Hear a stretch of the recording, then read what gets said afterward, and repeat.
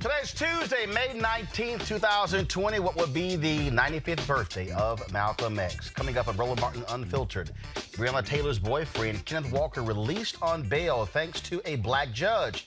We'll give you the details on that and the latest in that murder case. Donald Trump admits he's taking hydrochloroquine. The drug experts say could kill him. We'll talk to our own expert about that and why you should no way in hell listen to anything that he says. We'll also talk about empty emergency rooms. People who need to go to the emergency room aren't going because they're afraid of catching coronavirus. How safe is that? PPP, big issue. Black businesses can still qualify to get some of the federal bailout money. We'll talk about that with Operation Hope founder John Hope Bryant. The NFL announces changes to enhance diversity in the league. We'll tell you what the plan is and what they didn't do. Yeah, no guts there. A review board in Miami finds that the black doctor who was handcuffed outside of his home, the officer was justified, but they did say there was some issues with that officer.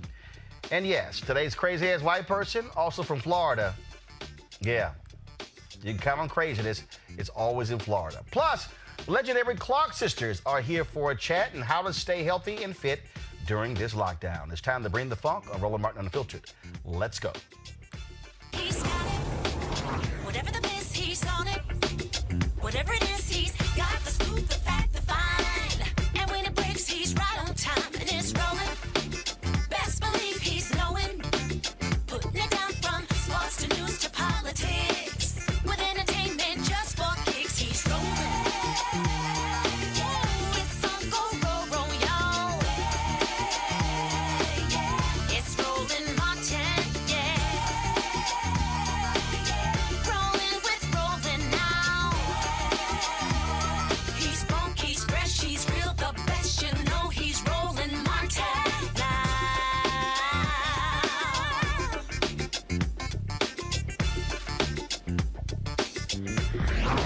Martin.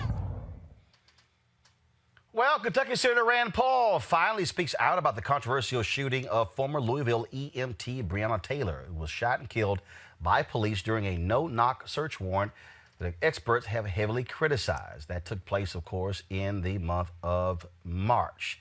Not only that, of course, you also have the changes being made there in Louisville, and now the boyfriend of Breonna Taylor, the man who was charged with attempted murder, even though he was licensed to carry a weapon, and he fired at the cops who bust into the house, into the apartment with no knock.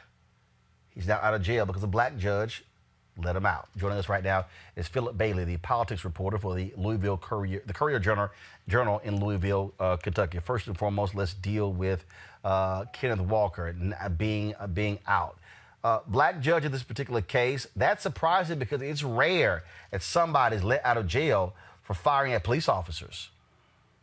Right, Roland. I mean, Judge Olu Stevens, who had previously had fights with the Commonwealth's attorney, Tom Wine, in the city of Louisville over blacks being selected on juries, he was the one who really got the ball rolling on this. And you don't really see Judge Stevens get a lot of credit, but he's the one who allowed Kenneth Walker to be on home incarceration. Back in March, that infuriated the FOP. They, made a big noise about that. A lot of TV stations picked it up at the time and really focused more on Kenneth Walker being released. And there was very little coverage or talk or conversation about why Mr. Walker was even incarcerated in the first place. Breonna Taylor at that time was really an afterthought. I remember getting into a conversation with a local council member here in Louisville and bringing that very issue up, which is that the story wasn't about the officer being shot and Kenneth Walker being released on home incarceration. It was this accusation that the police had barged in without announcing themselves and had shot this woman to ribbons, even though there were no drugs found in her apartment as a part of that drug case. So certainly Judge Olu Stevens has been maybe a forgotten character in this, but he has a history of clashing and standing up to both prosecutors and police in these past cases. What has been the reaction from the Louisville Police Union or the police department? Thus far, the police union, I think, has been relatively quiet since this story has become a national story. They were certainly much more vocal and talkative when the issue was Kenneth Walker being released on home incarceration. Thus far, Chief Conrad hasn't said that much. He is supposed to testify before our city council tomorrow at the Public Safety Committee hearing about, the shooting and use of no-knock warrants. Mayor Greg Fisher has made certain changes, announced certain policy changes, saying that, the police chief will have to sign off directly on no-knock warrants. But Roland, today we had a story out about Chief Conrad and the series of scandals he's faced. And the question that many council members who want him fired are asking is, why weren't these policies in place beforehand? Why did Breonna Taylor have to die in order for the mayor to say the police chief must look at and sign off on these orders before seeking a no-knock search warrant with a judge? And there's also, that's a question too. Judge Mary Shaw, who has been the judge who signed that no-knock warrant, questions are now coming to her why she signed it with such a boilerplate search warrant language being put in there by narcotics detectives. So everyone is really on their heels here in Louisville, Roland, as far as this shooting is concerned. Let's talk about Senator Rand Paul now speaking out on this. There are two U.S. senators there in Kentucky, Senator Rand Paul, Senator Mitch McConnell. What did Senator Rand Paul say, and have we heard anything from Mitch McConnell? I've been pestering Senator Rand Paul's office over the weekend about what they have to say about the Breonna Taylor case. Senator Paul, as you know, Roland, is certainly someone who's outspoken about libertarian issues, whether it's the Patriot Act, FISA court, et cetera. And my question to them was, well, what about this case here of the police with very little information about Breonna Taylor, other than seeing one drug suspect leave her apartment 2 or 3 months ago? They came out with a statement exclusively to the Courier-Journal where Senator Paul says that no-knock warrants should be forbidden, which was certainly some strong language from him. His office also points out that, look, in the past, Senator Paul has spoken out about militarization of local police. Certainly there are those asking, why don't we see more Fourth Amendment advocates, more Second Amendment advocates, especially here in a state like Kentucky, Roland, speaking out about both Breonna Taylor and her boyfriend, Kenneth Walker. Senator Mitch McConnell, Senate Majority Leader Mitch McConnell, last week did address a very short statement saying that he hopes this investigation, a thorough investigation, is conducted, sharing his condolences. One of the only public officials who really spoke to the issue of race in this shooting was Congressman John Yarmuth, a Democrat out of Louisville, who is the Budget Committee Chairman. Well, it's quite interesting to see the folks who have not speaking out. Yesterday, again, I had the mayor on. He talked about the changes they have implemented. How have those been received in the community? Well, right now, there are some who say it's a bit of window dressing. As I said before, there are members of Metro Council who are asking, why weren't these policies put in place beforehand, right? I mean, no-knock warrants in the mix with stand your ground, castle doctrine laws, according to experts we've talked to, are just a recipe for disaster. You're basically pitting law enforcement against civilians, and one of those two things has to be rectified.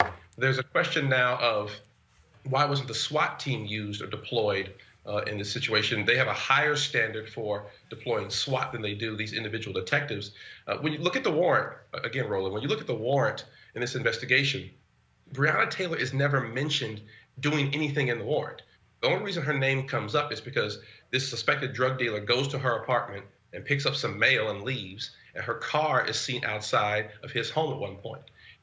Breonna Walker is never accused or alleged in the warrant to touch any drugs, being seen around any drugs, and even the U.S. Postal Service inspector has now said publicly that there was no information or anything that would show that there was suspicious mail going to her home. So the question on many people's minds is, when you talk to veteran narcotics officers like I have, veteran narcotics detectives, someone like Breonna Taylor is a peripheral individual in this investigation. She should be someone who you would at least do a search warrant, maybe in the middle of the day, if at all. You might just approach her at work or approach her at the grocery store and ask her what's going on. She certainly isn't someone who many think should be susceptible to a no-knock warrant. So there certainly is an examination of that. The mayor is still under scrutiny for his bloodless response in many people's minds when he didn't even want to say, Breonna Taylor's service record. So there certainly is, a lot of people on edge here. But with COVID-19 still going on, you don't hear about or see any large demonstrations or protests thus far. Last question. Obviously, as this thing moves forward, people still have significant questions. Those officers involved, there were 3 officers, correct? Yes. And again, they're on desk duty, but they're still on the force and still being paid. Yeah. Well, that certainly explains a lot. We certainly appreciate it, Philip Bailey. Thank you so very much for joining us. problem, Roland. Thank you. All right, then, folks. We again staying another story that we have been focused on is the Ahmaud Arbery case. And what's interesting about that case is that all of a sudden you're seeing these stories now talking about how Ahmaud Arbery was involved, got arrested for shoplifting in 2017.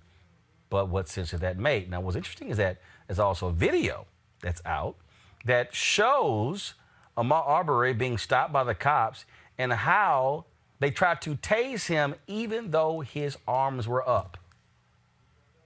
Really? That makes no sense there. Joining me right now is my panel, Kelly Bethea, communications strategist, Belak Abdul, Republican strategist, Mustafa Santiago Ali, former senior advisor for the environmental justice at the EPA. I'm going to start with you, Mustafa. What's interesting is, again, what you're now seeing is you're seeing the dance taking place. You're now seeing the folks who are talking about, the criminal record of Ahmaud Arbery. We've seen this movie 1,000 times where you want to associate 2017 with 2020.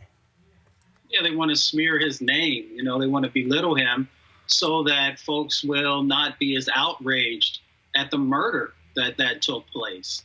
You know, whether he had a shoplifting charge or case or not is irrelevant in relationship to the murder that happened and to what seems to be a cover-up by the police there in their interactions with, reaching out to one of the neighbors to say, or telling them, that you could talk to one of the neighbors who owned the property that he looked at and a number of other people actually looked at as well. So this is all about trying to weaken his character so that they can try and increase and enhance their case.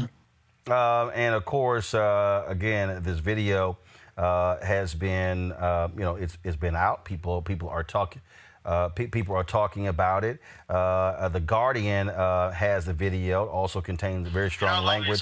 We're going to show this. We're going to show this video in a second to get folks' thoughts on it.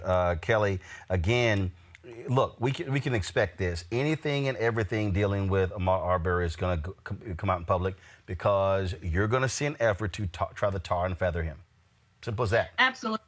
No, absolutely. For anybody who knows how to argue or debate or anything like that, you know that the worst type of argument you can have when the cases aren't in your favor is to attack somebody's character, because frankly, that's all you have.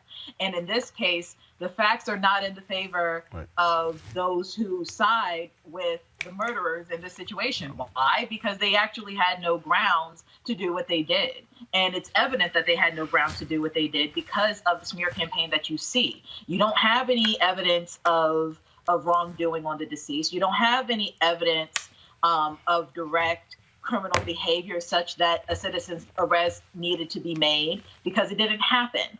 This was a lynching. Lynchings are illegal. And the only way that lynchings were even justified in the first place was what I just said.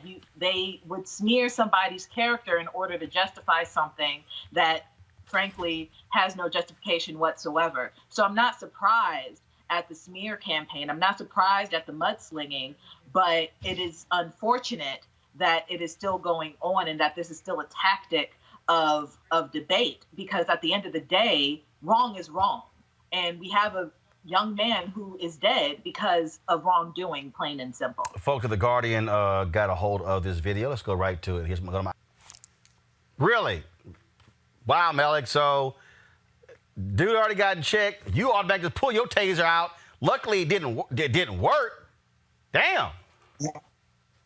And the end of the video actually, for most of us, should explain everything that preceded it, because as the officer said, I was about to tase him. And actually, I was trying to tase him, and then I realized that he had already been searched. So he was tasing him because he had... Hello, remember, he did tase him. It just malfunctioned. Oh, yeah, right. Yeah, it actually didn't work. So what we heard him admit to is that I didn't realize that he had already been searched. So if the taser had actually worked, then Ahmaud would have been tased at that point for something, as the officer admitted, he should not have done, because he had already been searched. And so with him talking about a wallet or something in his pocket, I mean, Yes, people are going to use this to justify what happened with Ahmaud. But the great thing is that we have the video, and that what we're seeing, his involvement with the police, has absolutely nothing to do with those two men who stopped and killed him. It has absolutely nothing to do with it. It wasn't even a police matter until, as it seems, the police decided to cover it up. So I'm wondering, after watching this video, whether or not, because of that previous interaction that they had with Ahmaud, that they tried to just cover this up and just assumed, took word for word what the what the two murderers said. This adds another level to it, but it in no way explains or justifies anything about what happened to Ahmaud, because his interaction with the police is totally different than his interaction with the people who ultimately murdered him. And what you're dealing with here, of course, this is the same Glenn County Police Department that was involved in the case in 2020. That, of course, was 2017. So we, again, staying on top of this, and we'll more details as we get them. We'll certainly talk with you about that. So, but that's, again, you see what happens with cops. You see how they react. And in this case, we certainly see what took place with Ahmaud Arbery back in 2017. Folks, as of today, there are 1.56 million COVID-19 cases in the U.S. 91,582 people have died as a result. 361,000 people are recovering. Now, the economy continues to suffer, and cities across the country are reopening against the warnings from health experts. Then, of course, Donald Trump, as we talked about yesterday, announces he is taking this particular unproven drug. Here's the craziness of that video. And a lot of good things have come out about the hydroxy. A lot of good things have come out. And you'd be surprised at how many people are taking it, especially the frontline workers, before you catch it. The frontline workers, many, many are taking it. I happen to be taking it. Hydroxychloroquine? I'm taking it, hydroxychloroquine. When? Right now, yeah. A couple of weeks ago, I started taking it. Because I think it's good. I've heard a lot of good stories. And if it's not good, I'll tell you right, I'm not going to get hurt by it. It's been around for 40 years for malaria, for lupus, for other things. I take it. Frontline workers take it. A lot of doctors take it. A lot of doctors take it. I take it. Yeah, I hope to not be able to take it soon because, I hope they come up with some answer. But I think people should be allowed to. I think for whatever it's worth, I take it. I would have told you that 3-4 days ago, but we never had a chance because you never asked me the question. Did the White House doctor recommend that you take that? Is that why you're taking it? Yeah, White House doctor. I didn't recommend. No, I asked him, what do you think? He said, well, if you'd like it. I said, yeah, I'd like it. I'd like to take it. A lot of people are taking it. A lot of frontline workers are taking hydroxychloroquine. I don't take it because, hey, people said, oh, maybe he owns the company. No, I don't own the company. You know what? I want the people of this nation to feel good. I don't want them being sick. And there's a very good chance that this has an impact, especially early on. But you look at frontline workers, you look at doctors and nurses, a lot of them are taking it. Yeah, okay, gotcha. All right. Joining me right now is Dr. Sydney Coupe, internal medicine physician and founder and CEO of the Coupe Quality Clinic in Fort Lauderdale, Florida. Doc, I'm going to read this letter here. White House released this letter, memo for Kayleigh McEnany from Sean P. Conley, physician to the president, commander, U.S. Navy. As has been previously reported, 2 weeks ago, one of the president's support staff tested positive for COVID-19. The president is in very good health and has remained symptom-free. He receives regular COVID-19 testing, all negative to date. After numerous discussions he and I had regarding the evidence for and against the use of hydroxychloroquine, we concluded the potential benefit from treatment outweighed the relative risk. In consultation with our interagency partners and subject matter experts around the country, I continue to monitor the myriad studies investigating potential COVID-19 therapies, and I anticipate employing the same shared medical decision-making based on the evidence at hand in the future. Now, first of all, Doc, let's break it down. Nowhere in here does this doctor say he prescribed hydrochloroquine. Nowhere in here. He dances around the subject by saying, we concluded the potential benefit from treatment outweighed the relative risk. 2, nowhere are they saying, why would you take a drug if you don't have coronavirus?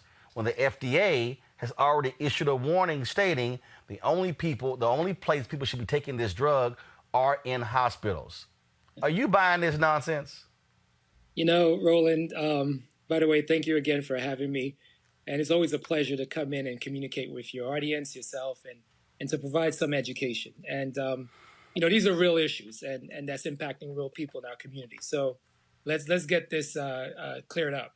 Number one, hydroxychloroquine or chloroquine is not indicated at this time for any treatment around coronavirus or COVID-19.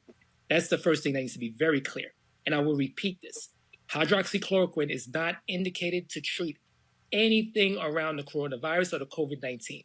Now, we do use hydroxychloroquine for many other diseases, like malaria prophylaxis, right, or to treat malaria, as you all know, very familiar. In addition, there's a lot of rheumatic type of diseases that we treat, we use hydrochloroquine for. For instance, rheumatoid arthritis. We use it for lupus. Conditions that might even involve the skin. So there's some rheumatic conditions that involve the skin where hydroxychloroquine is effective for. So those are the conditions. So as I was listening to the audio, it strikes me. I wonder, does Donald Trump have other conditions that he's taking the hydroxychloroquine for, right? Because, I can tell you now that there's not a physician that would recommend the use of hydroxychloroquine to treat COVID-19. Especially if you don't have it. Like who takes a drug just for the hell of it? Right. So I'll say this. So right now, because we have the pressure and the demand of this pandemic where people are dying, clearly, right? So we have a lot of people dying, and there's a race for us and an urgency for us to find treatment and also eventually a vaccination. And so you have that urgency.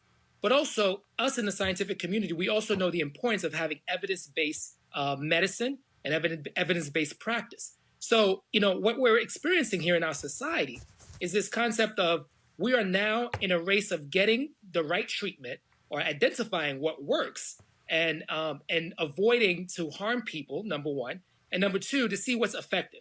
So when you think about drugs like hydroxychloroquine, we're using it in a hospital setting for experimental purposes to see if it's working. Now, all of the observational studies around hydroxychloroquine is not promising, Roland.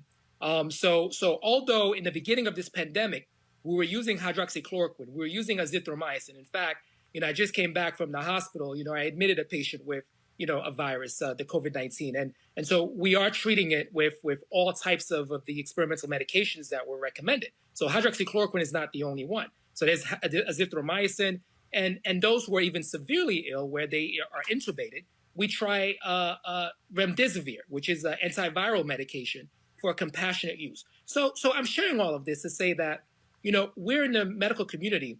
We don't have the answers. We're still studying it. And as you heard, about 5 days ago, FDA just approved the first clinical trial for hydroxychloroquine to see whether it has any benefit at all. So far, all of the observational studies have shown that there is no benefit. And we have to think about what are the benefits. So for instance, number one, we got to make sure, does it keep people from getting sick? There's no evidence that shows that. Number two, does it get people better when you use it? There's no evidence pointing to that. In fact, there's evidence showing otherwise. So for the people out there, especially to our audience, do not listen to anything Trump has to say about this drug. Don't ask your doctor for it. Don't play games with this. Yeah. And the other important thing is that when you think about conditions like lupus and rheumatoid arthritis, those conditions run rampant in our community. And I have to tell you, I have a lot of patients with those conditions that I use hydroxychloroquine for. And, and these folks are appropriately being treated with that. But this medication is not without its risk.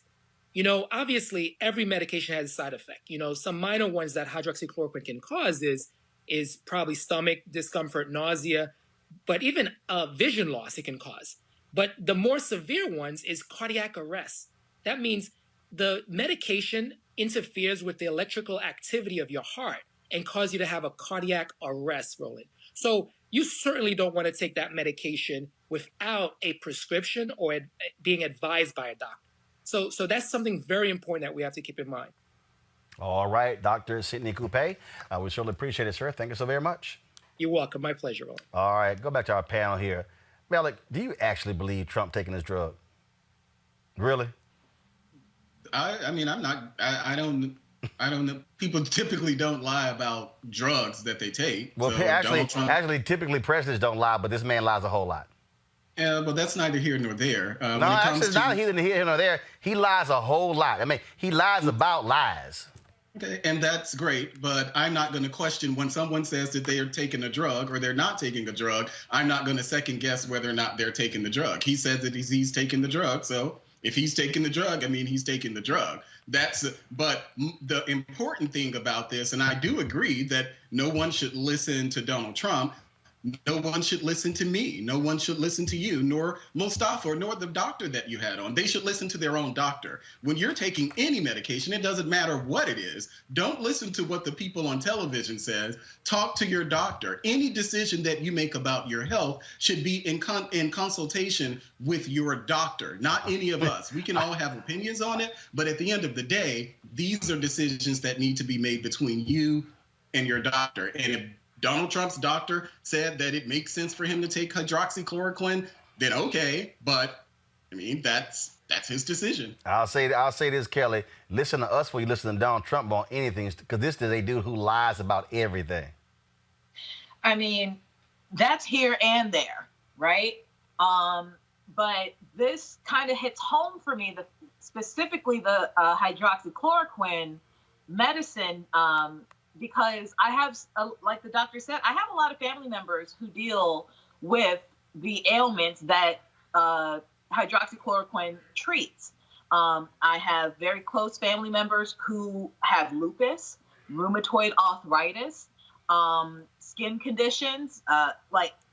It's not uncommon in the Black community for us to have these ailments, and for him to isolate this drug specifically to further the cause of, oh, this is a cure for COVID. I mean, the conspiracy theorist in me, that's very small, but still there, can't help but wonder if there's a reason for that. Because he could have chosen any drug. He could have chosen any drug to exploit. And it had to be the one that a lot of African Americans and people of color use for ailments that are common within our respective communities. He very well might actually take it for other purposes. It's not like there's a monolith on rheumatoid arthritis, lupus, and the like. I'm just saying who it affects the most, and it doesn't happen to be rich white men. That's all I'm saying. Mustafa, to hear Trump just throw this sort of nonsense out there, I mean, game recognized game. You want to switch the subject. 91,000 Americans have died from this whole deal. And no one with any common sense, no doctor's just going to give the president of the person who's occupying the White House, experimental drug just for the hell of it. Yeah, okay, sure, dude. So you're telling us you're taking this drug, but you won't release your taxes. All right, we got you. Right. Especially this drug. We know that the president, he's reckless with the tongue. We can say it that way.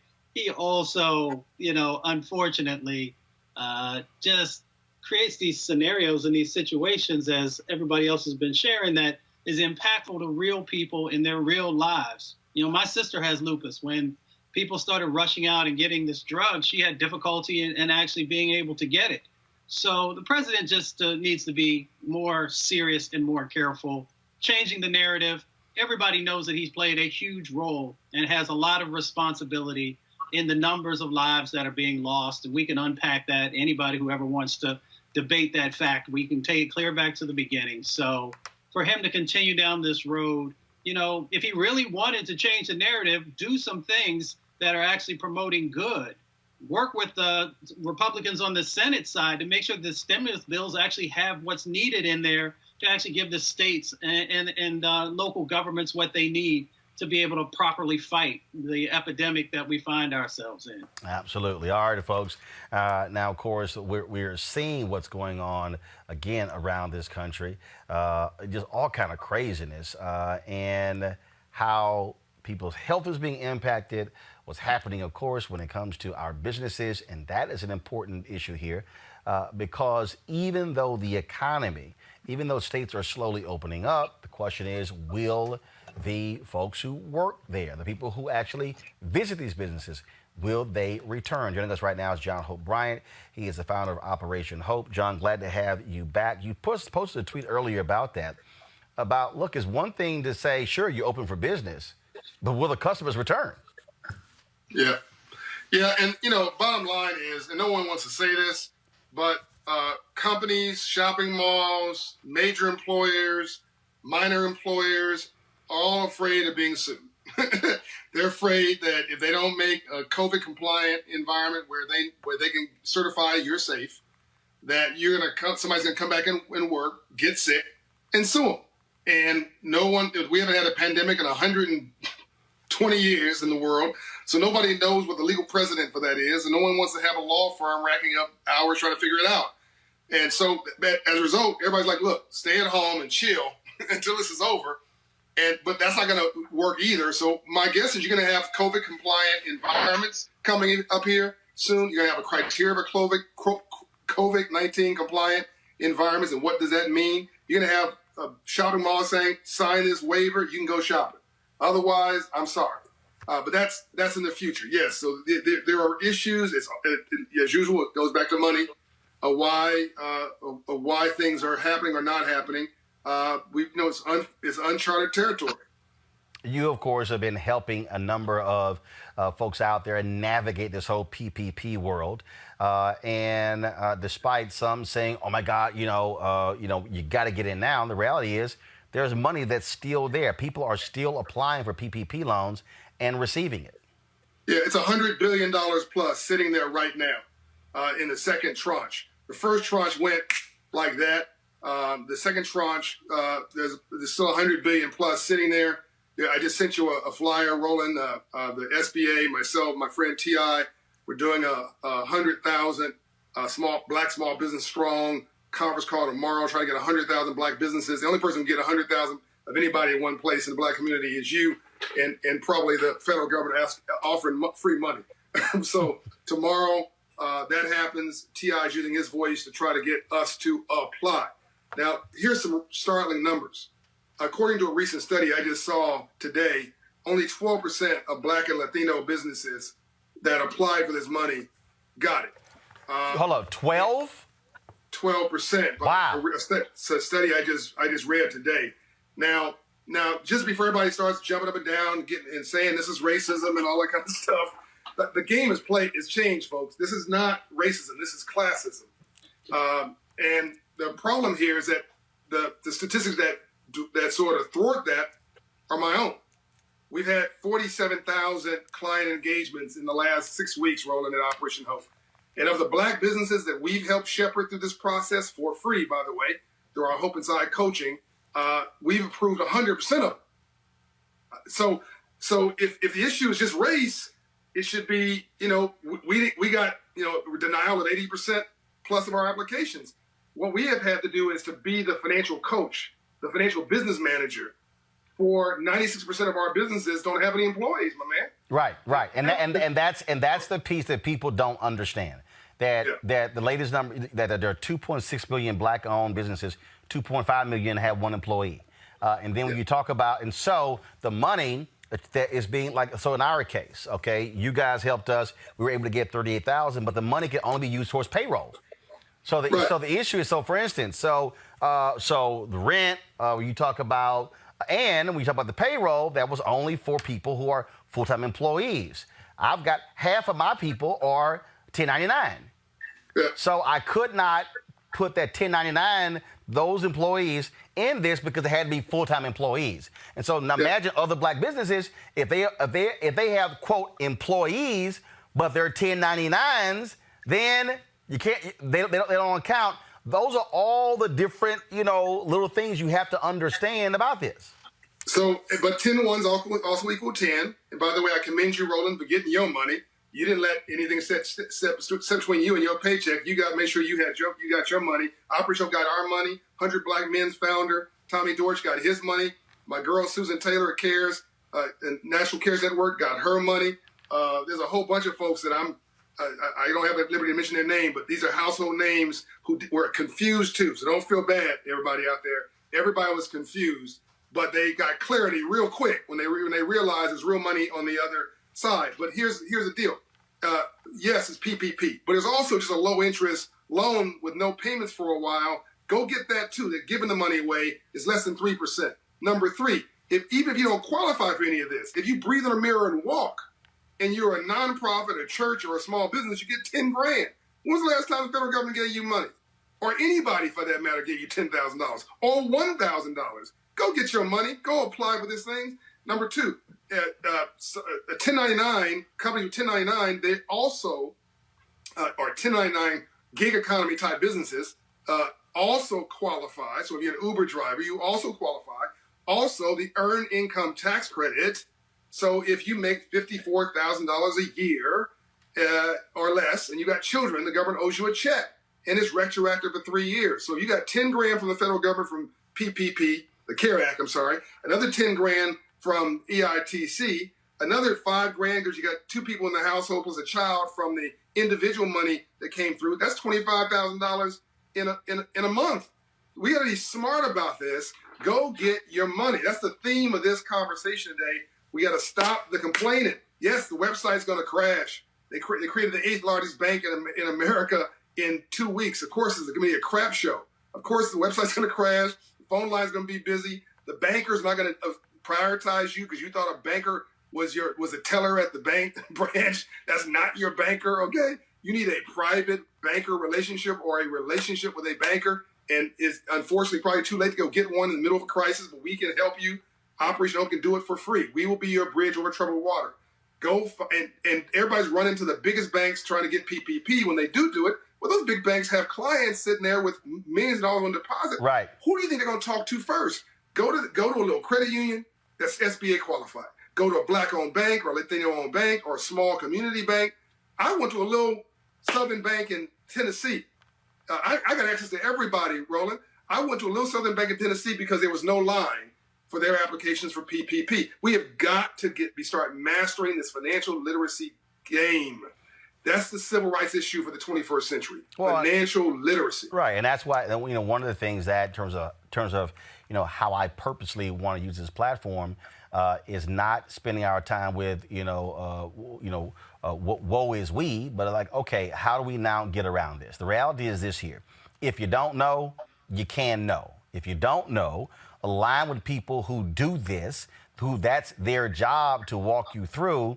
And yes, it is going to take some time. It's going to take some time putting your records together, getting your payroll information, all those different things. But if I'm sitting here and I got the opportunity to pick up 10, 15, 20, 30, 100,000, you got other businesses that are much larger because you can get the max is what, 10 million?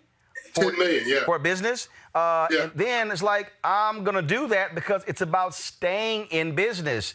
And look, you got to do what's right. Yeah, you got some people out there who've already pissed off the money or spent it on stupid stuff. But look, they are the exception, not the norm.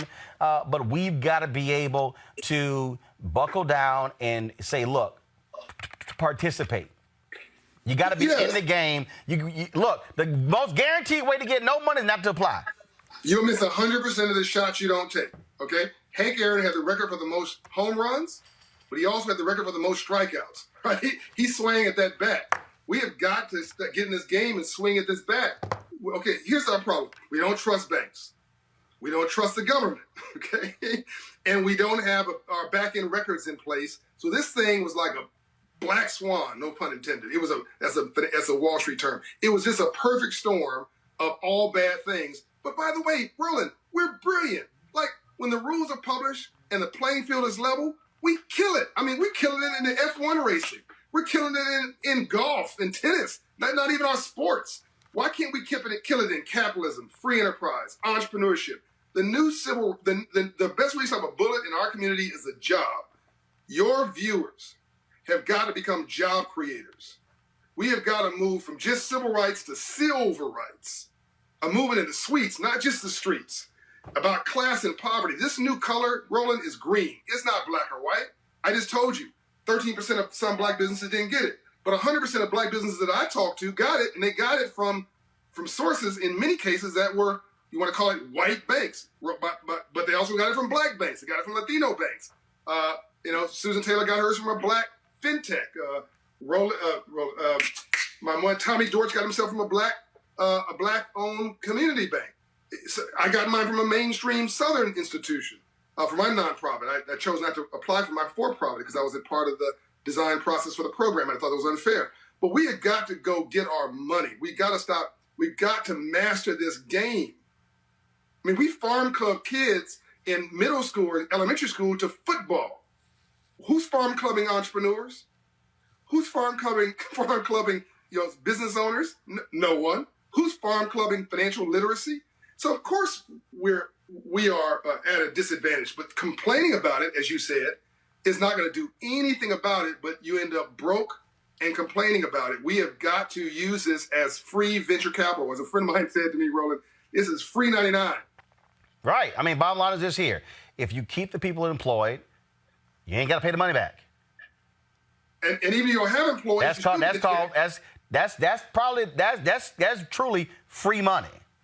Free 99. And Operation Hope. So somebody's watching going, well, what's the get? What's the hitch? Like, is John Bryan going to hit me with a fee for getting my money? No. Is John Bryan going to hit me for a fee for free credit counseling? No. In fact, not only will we help you get your money from the CARE Act, we will do through our Hope Inside coaches. We'll help you restructure your mortgage, modify your credit cards, negotiate your student loan, talk to your landlord, give you a break there. We're implementing a grant, which I don't have time to. I'm not going to talk about now, but we're doing mini grants at Operation Hope in about 2 weeks for those who we provide coaching packages for. If you need $200, $300, $400 to make everything work, our coaches will be empowered to give a certain number of people grants that I'm paying for that. Operation Hope is paying for that ourselves. It's not ready to launch right now, so everybody don't bum rush our call. As saying John Bryan said, you got $300 for you. But my point is that we are wrapping a whole network of services around our community to give you that support you need, to take away the excuses and the frustration, and we got relationships with the banks. So what are we waiting for? Great point. John, where can folks reach you?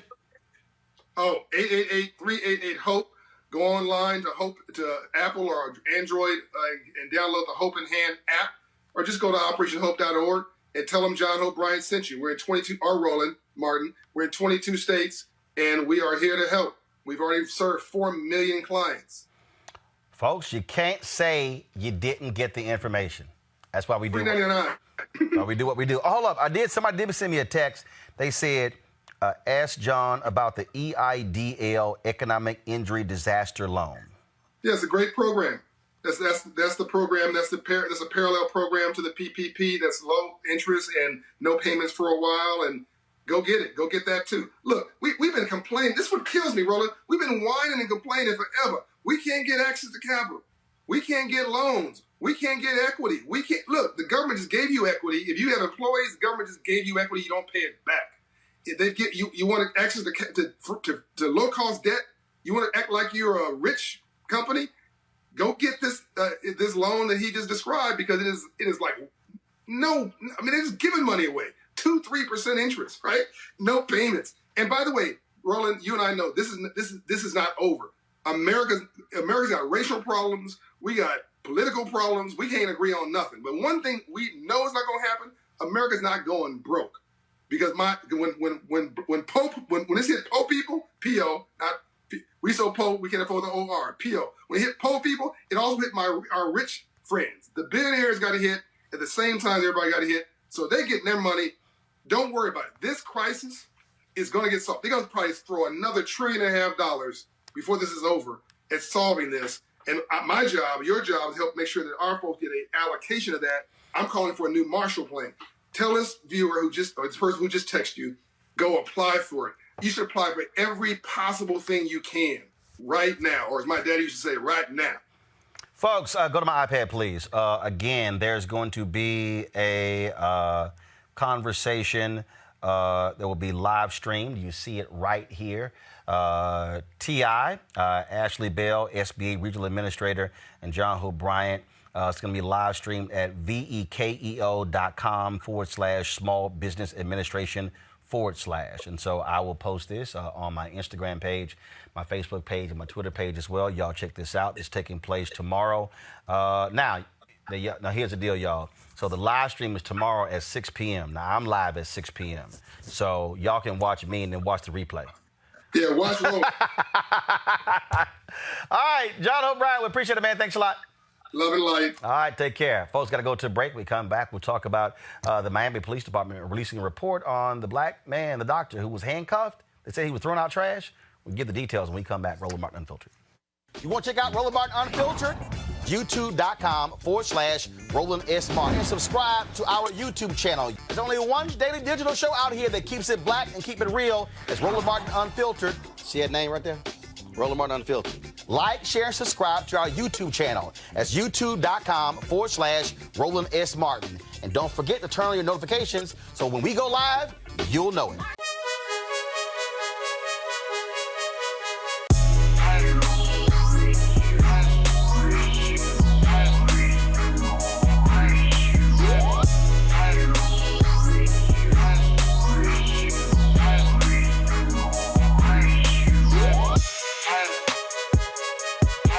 All right, folks, got an opportunity for you with Seek, of course, black-owned company.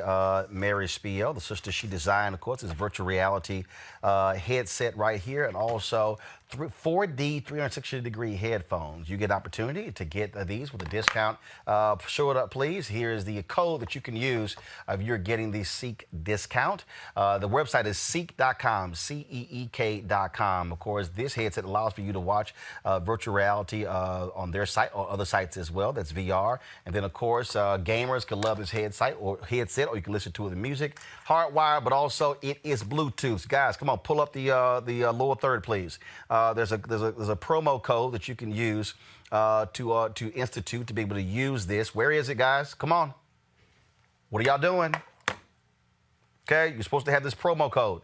And so, again, these are the headsets right here. I love the sound on these. Basically gives you this 360-degree sound as you're using it. And then, of course, what you do, of course, with the headset here, just simply pop in your phone right in here. And then you're able to actually experience their videos in virtual reality. It literally puts you in the room to actually watch the video. And so there's a promo code. Thank you. There we go. Please. The promo code is simply put in RMVIP2020, RMVIP2020 if you want to get the headset or the headphones. And so that's what you can do to support the folks with Seek.com. All right, folks. A Miami police officer was justified in handcuffing and detaining a black doctor outside of his home last month. That's according to an internal police investigation. But they did determine that the officer violated department rules by yelling at the doctor and not wearing a face mask. Now, this is the video that took place.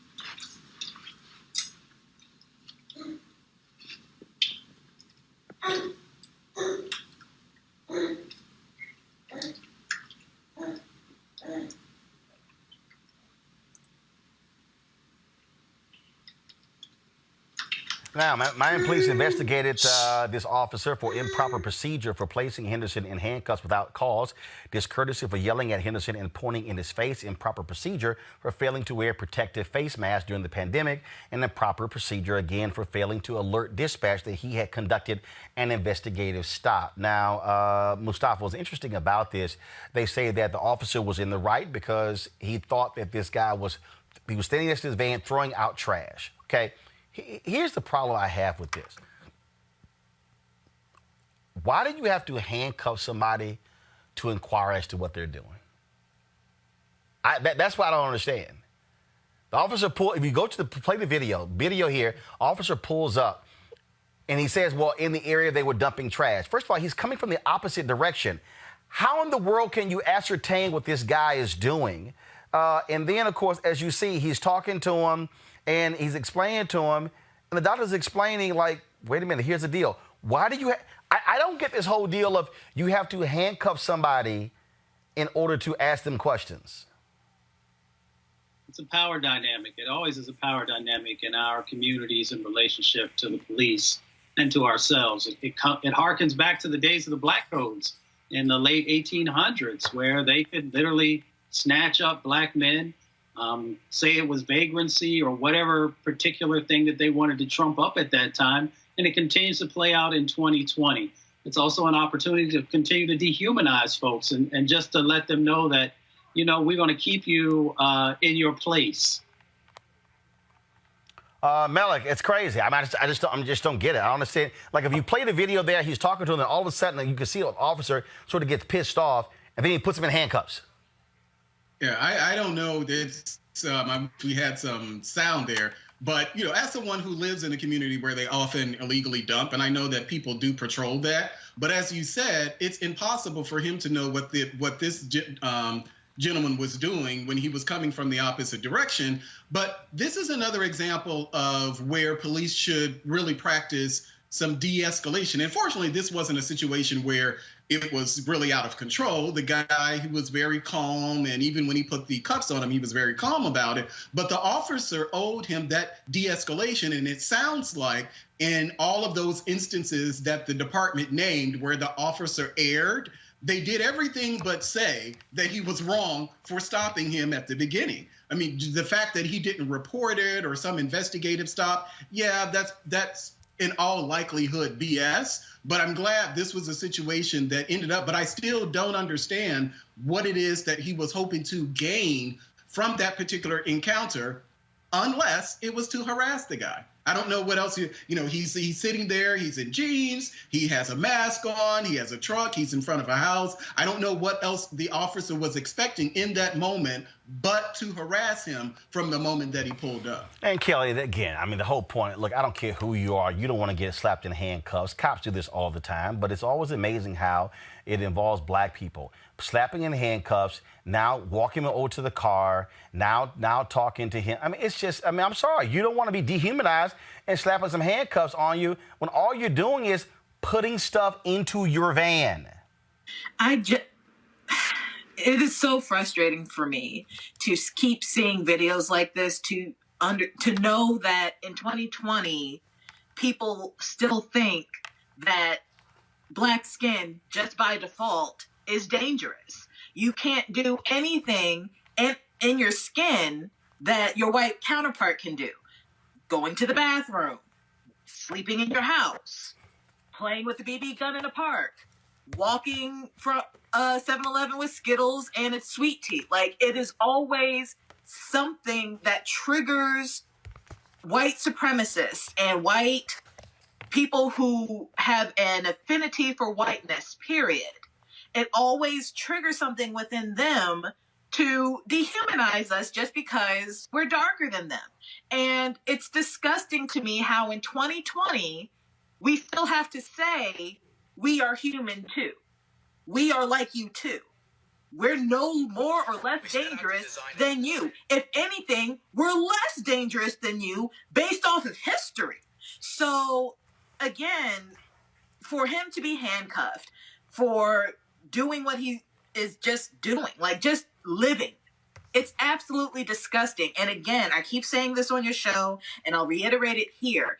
If you have a racial bias and you are in a client-facing position at work, such as a police officer, administration, anything that encounters human-to-human contact in any regard, and you have a racial bias, you don't need that job. There are plenty of professions and vocations out there that do not require human interaction, and we need them too. But what we don't need is people dehumanizing us because you don't know what a human is. It's about time that you leave that position.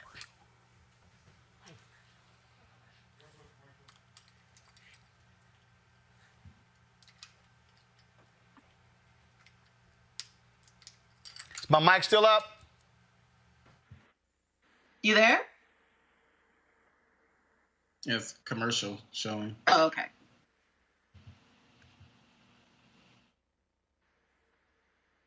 Contributing $50 each for the whole year, you can make this possible. RolandMartinUnfiltered.com. You want to check out Roland Martin Unfiltered? YouTube.com/Roland S. Martin. And subscribe to our YouTube channel. There's only one daily digital show out here that keeps it black and keep it real. It's Roland Martin Unfiltered. See that name right there? Roland Martin Unfiltered. Like, share, and subscribe to our YouTube channel. That's youtube.com/Roland S. Martin. And don't forget to turn on your notifications so when we go live, you'll know it. All right, so a lot of y'all are always asking me about some of the pocket squares that I wear. Now, Robert don't have one on. Now, I don't particularly like the white pocket squares. I don't like even the silk ones. And so I was reading GQ magazine a number of years ago, and I saw this guy who had this pocket square here, and it looks like a flower. This is called a shibori pocket square. This is how the Japanese manipulate the fabric to create this sort of flower effect. So I'm going to take it out and then place it in my hand so you see what it looks like. And I said, man, this is pretty cool. And so I tracked down, it took me a year to find a company that did it. And so they make these about 47 different colors. And so I love them because, again, as men, we don't have many accessories to wear, so we don't have many options. And so this is really a pretty cool pocket square. Now, what I love about this here is you saw when it's in the pocket, you know, it gives you that flower effect like that. But if I wanted to also, unlike other, because if I flip it and turn it over, it actually gives me a different type of texture.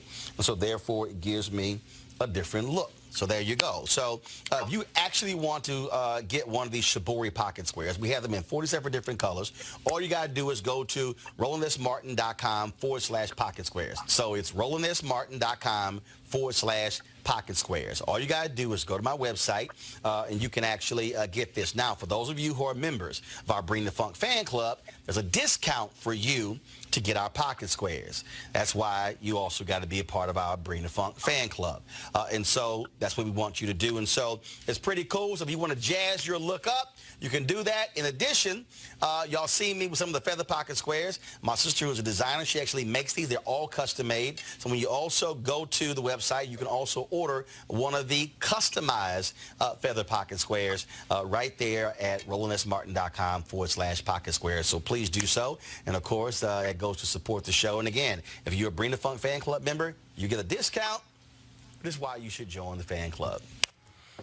What is wrong with these people who cannot wear a damn mask when they go into stores? I don't understand these people. Here is this idiot at a Costco. Watch this. I'll just put you on my 3,000 follower Instagram feed, mostly locals. Hi everyone, I work for Costco and I'm asking this member to put on a mask because that is our company policy. So either wear the mask and I'm not doing it because I woke up in a free country. Have a great day. So you're going to take this cart from me. Sir, have a great Full day. of stuff. You are no longer welcome here in our warehouse. You need to leave. Thank you very much. Here, you put it on, I'll give you my card. He's going to take the card away because he's a pussy little bitch. There he is, walking away with all my stuff. There he goes. Because I'm not a fucking sheep. I'll just put you on my 3,000 followers. I've got no, let me tell you something right now. I have no issue with these people who blast these fools, who ignore these fools, who take the groceries back, who kick them out, because this shows you the level of pure ignorance and arrogance, Kelly, where, I woke up in a free country, like coronavirus is not real. Now, here's the thing that's crazy.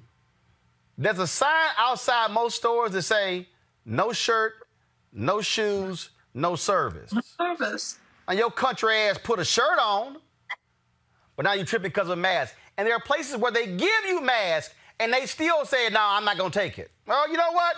I'm with homeboy. Damn you and your card. Take the groceries. Y'all go somewhere else. The government is trying to save your life. These policies are in place to preserve your life.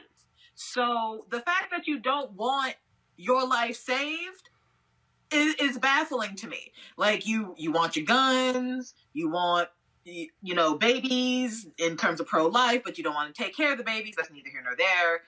you want all these things and equated to freedom. I don't see how a face mask is restricting your freedom when it is giving you freedom to move about. Because but for the mask, you can't move about. So the whole premise to me is just dumb. Like, these people are just dumb. I don't see how it is restrictive or anything of that nature. It's like the one time somebody tells you not to do something, that's when you throw a hissy fit, whether it's for your own good or not. People are just dumb. I don't have anything else to say other than that. Like, people are just dumb. If you don't want to wear a mask, there's Instacart. There are other delivery services that will drop it off at your doorstep with no human interaction whatsoever. But so long as you are in and out of the public and other people have to be around you, why not just do what's right and wear a mask? It's very, very simple. Yeah, and they are just sitting here, Mustafa, just cussing folks out, yelling, screaming, acting the fool because they simply asked you to wear a mask. Well, you don't have an inherent right to put other people's lives in danger. There are laws on the books about folks who have, communicable diseases and other things. And if they expose somebody to that, then they can be legally responsible. That's one side of the coin.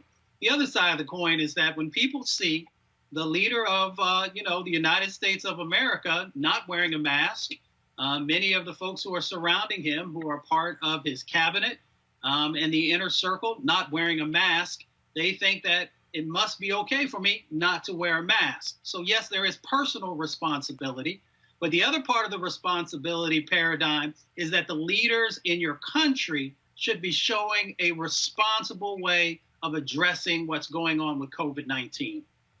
All right, so before I go to Malik, I got to show y'all, this is a really hilarious one. This is from a grocery store in California. Watch this.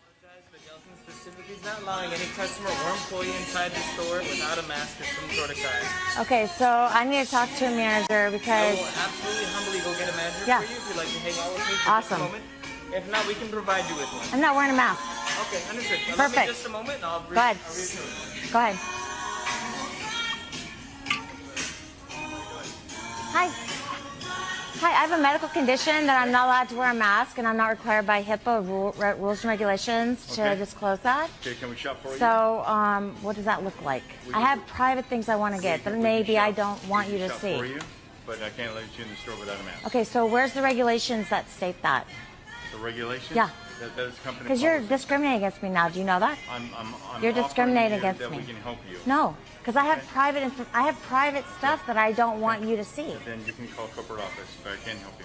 Okay, well, you guys can get a lawsuit because you can't discriminate. Yes, I'm trying to help you, but I'm No, not going to you can't. How's that helping when you're going to do shopping for me? I'm going to give you my bank information. I'm doing the best I How can do I with you. how do I do the transaction? Transactions will do for you. No, I'm going to give you my credit card, my private credit card, for you to go and take and pay with my. We're trying to help you. Best How's we that can. helping me? Miss, call corporate office. I'm sorry. Okay, I need a card. Do you have a card for them? I sure can. That'd be great. This is Shelley Lewis. I'm at Dana Point, Gelson's. So if anybody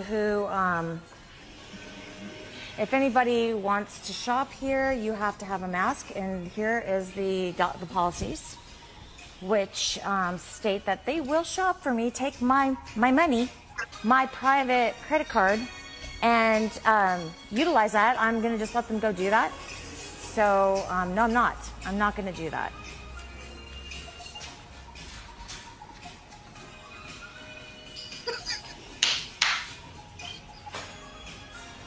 But you're pretty chipper. You're pretty chipper. Huh? You're happy? Why not be? Why are you happy? Normally I'm a bartender and I wouldn't have a Gus. Yeah. If not the Gus's. Well, good. I mean, I'm glad you... All right. First of all, now this idiot Malik is this woman, Shelley. She's some flat earther, anti-vaxxer, whatever the hell. So we already know she's nuts. She is a MAGA supporter, so she's nuts too. But what's crazy about this whole deal is I have private things I don't want you to see. Boo. it's a grocery store. So if you actually brought it to the counter, they're gonna see it because they have to scan it. Then she says, no, I'm not giving you my private card. Boo, when you go to the counter, many times we hand the person our credit card to swipe. Yeah, it's ridiculous. Hats off to, once again, our frontline workers. Hats off. I was enjoying the guy. He said that I'm going to dance anyway. I don't care if you record it or not. Right, and she's like, why are you happy? Maybe I'm happy because your ignorant ass can't come into the store. Yeah, and I will say this, is that, we could talk about Trump supporter or MAGA, and I will actually push back on Mustafa. I don't think this has anything to do with what the President of the United States does, and I can use my own community as an example of that, where people are not practicing social distancing, people are not wearing masks, and for the most part, I can pretty much assure you that none of the people that live in my neighborhood are concerned about Donald Trump. Up the street from my house, probably a 10-minute walk from my house, is the only supermarket in the district that serves a ward that's about 70 or so thousand people. And they had to put the National Guard at the door because people were saying that they weren't going to wear masks. So now when you go up there to the store, it doesn't matter what time of the day, a member of the National Guard is actually sitting outside the store. But I think we should I think it's important that we actually point out that they're not asking you to wear masks with filters. You can have something covering it. A cloth mask. You can have a bandana. But these people, I'm in America. Now, it's free, home of the brave. I don't care. I'm wearing nothing. Like some spoiled ass brats.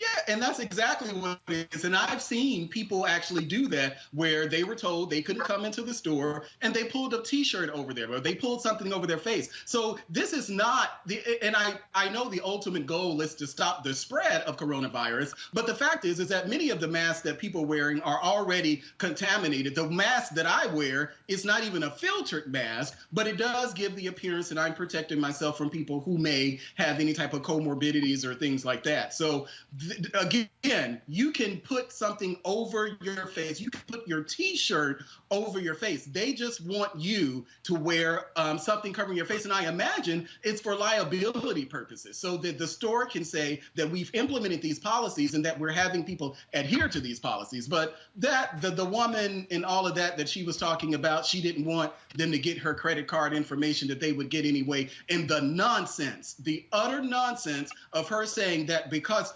of HIPAA laws and whatever her pre-existing condition is, that she's exempt from the requirement of wearing a mask. Because in any hospital she goes into with that pre-existing condition, they're going to have her wear a mask. So she sounds ridiculous.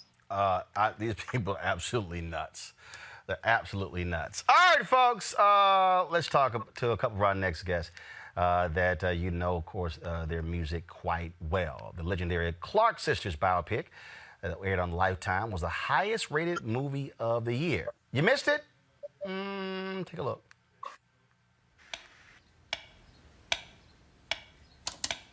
I need this scripture. What's the scripture? God gives sunshine to the righteous. Hey, y'all, come here. Come down here right quick. Right quick. I got a song. What is it? Yeah. Where niece? Come on. I got a new song, but it's a secret. So that means you can't tell Mama, Jackie. Y'all act like I tell Mama everything. You do. Kiss my foot. Now, what's the secret?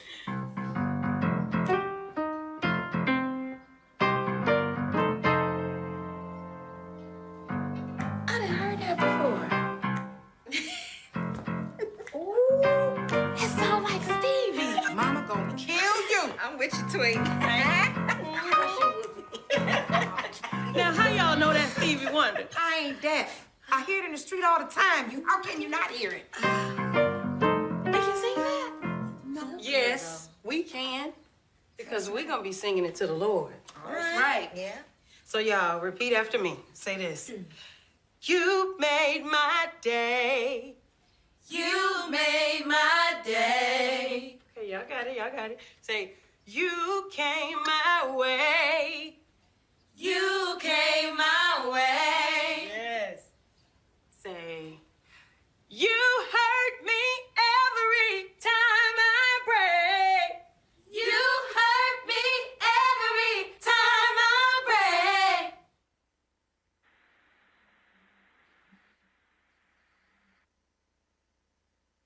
They are now releasing new music with folks like Snoop Dogg and Jermaine Dupri. Joining me right now is Karen Clark Sheard and Dorinda Clark Cole of the Clark Sisters. What's up, y'all? Hi. Glad to have both of you on the show. So tell me, it has been quite an interesting ride. Were y'all shocked with the response folks had to this movie? Yeah, well, I mean, not really shocked, but because those that followed us down through the years, especially those of us that have been in the church, they kind of knew our story, but they never saw it laid out like it was on the on film. So to actually see it all play the way it did, I mean, it was just, I was crying with everybody else, you know. That's how shocked we were, and then we were shocked of the response that the people gave us. It was just amazing. Karen?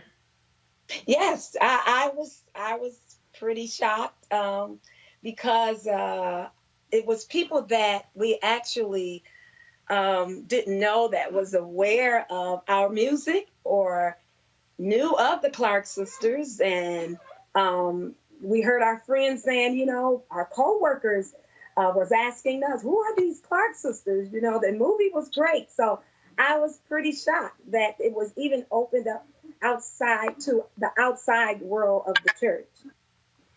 The thing well, first of all, that night, of course, when it aired, I mean, it was trending. It was crazy. People had no idea about the backstory as well. And I think it was also great. It introduced a whole new generation of people to the Clark Sisters. It did.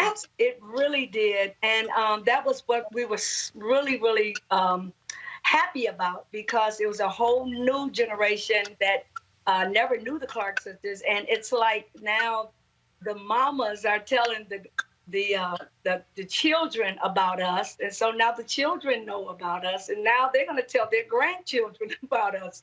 So it was really it was amazing to see how it really played out, that everybody was at home to see it, because Roland, if we had been out in the theaters, then they probably wouldn't have been able to, we wouldn't have been able to have those many people watching at one time.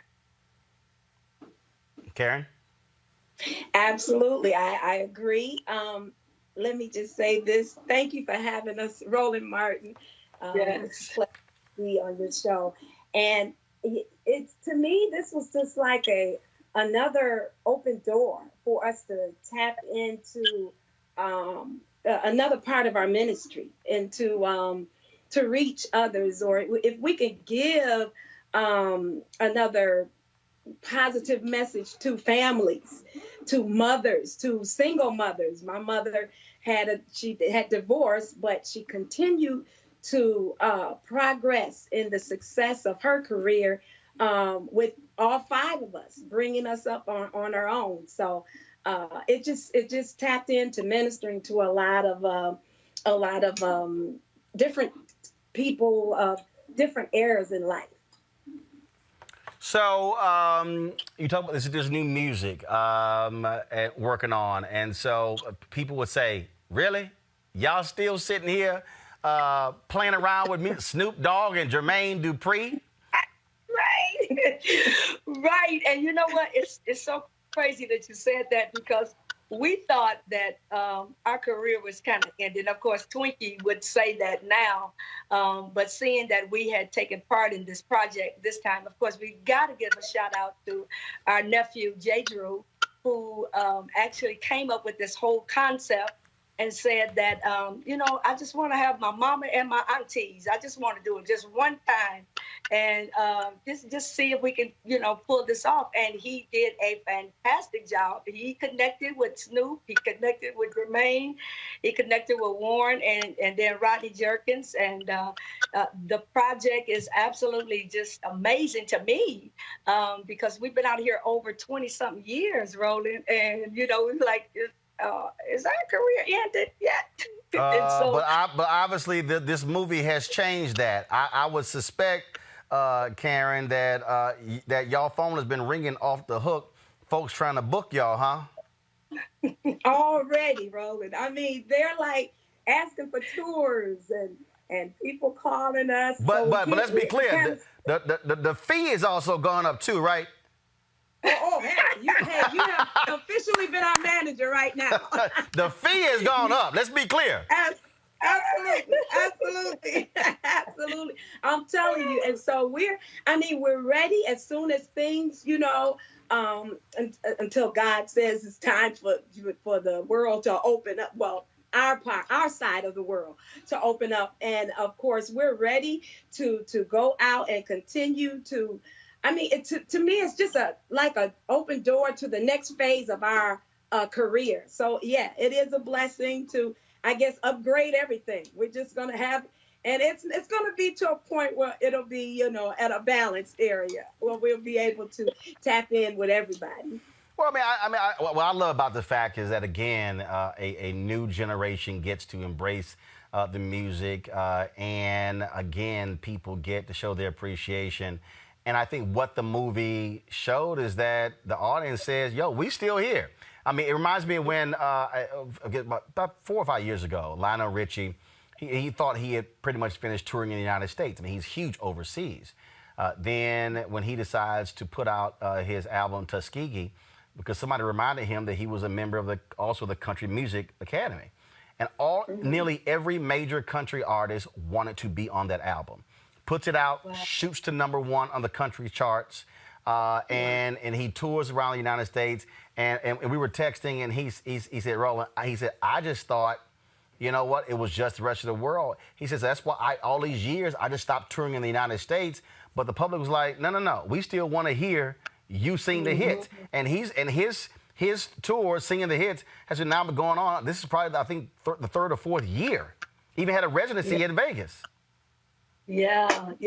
And that happens a lot with, even with us singing You Brought the Sunshine, because now we cannot leave the stage without singing that song, either that one or Is My Living in Vain?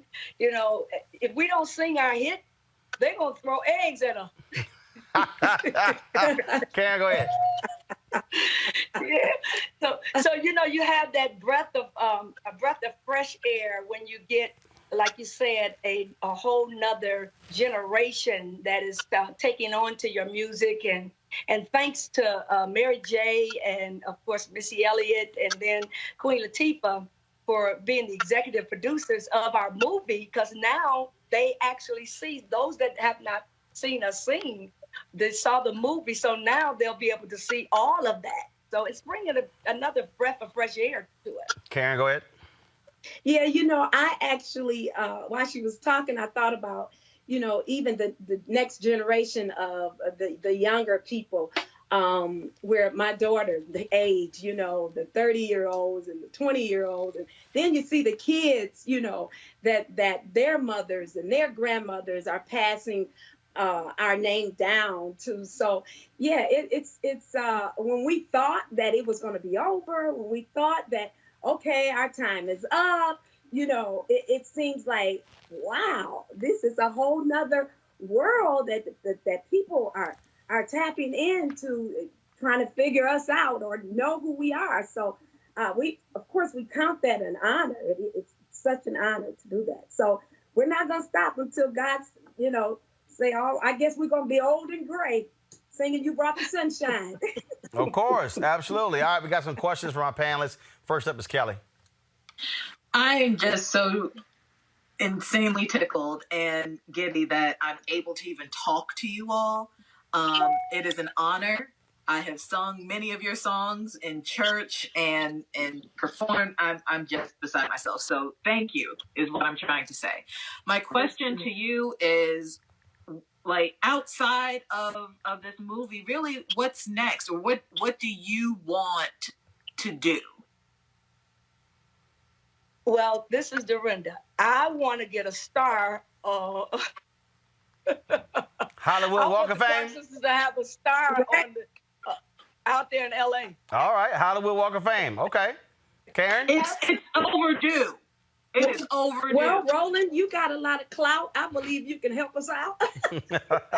I know a couple of people. Start the petitions now. I know a couple of people.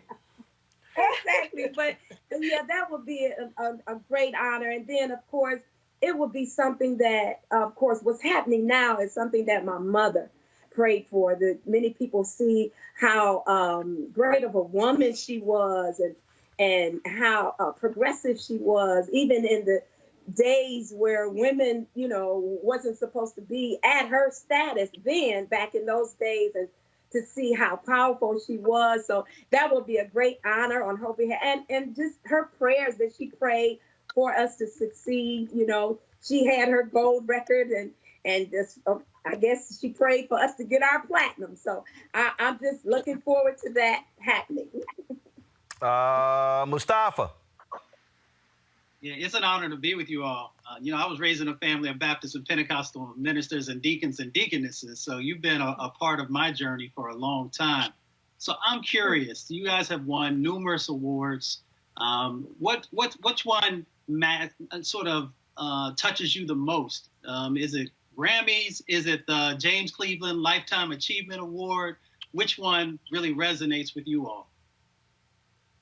Well, to me, I think the Grammys is kind of the highest that you can get for music. And so I always, when we won those 3 Grammys, we won in all 3 categories. So that was really monumental for us, because we were nominated, but we, never had won until, we were nominated for the 3 categories. And so that's always an honor, because, that was our field. But Roland, we are looking for, everybody keeps talking about these Emmys and stuff. So that's the next thing we're looking for. No, I mean, look, I wouldn't be shocked to be up for made-for-TV movie. So I think you're talking about Emmy, NAACP Image Award. I think all that's going to be coming down the pipe. Melik, what's your question? Is my living? Oh, hell, no. What's your question? I ain't trying to hear you sing, Melik. What's your question? If I got I got 2 Clark sisters and Melik.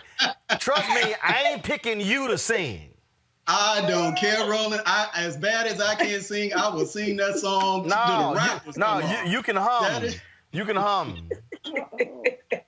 Well, it's so much that we can say. I'm from Mississippi. I grew up in the Kojic community, Baptist community. So you all are pretty much mainstays, have been mainstays in much of our lives. One of the questions that I really would like to know, and in fact, it's a question for both Karen and Dorinda, how did you ladies feel with the job that Kiara did? Because it was breathtaking. I mean, I think her performance was absolutely awesome. So I just wanted to get your take on how did you think about, I'm sure you guys were really proud of Kiara.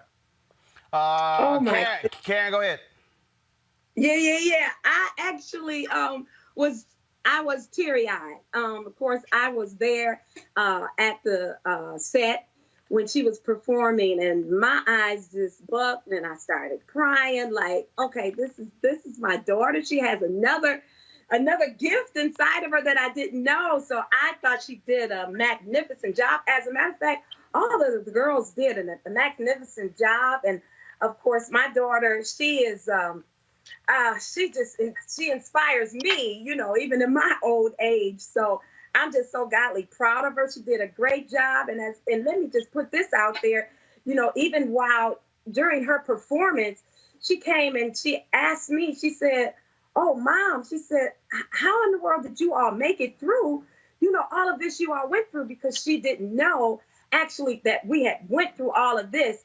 And she said, I got a whole nother respect and appreciation. So that was very endearing, to know that even our daughters and our sons and nephews, they saw that we, went through our trials and tribulations, and we set a path for her, and for even the generation to come, to make the way for them.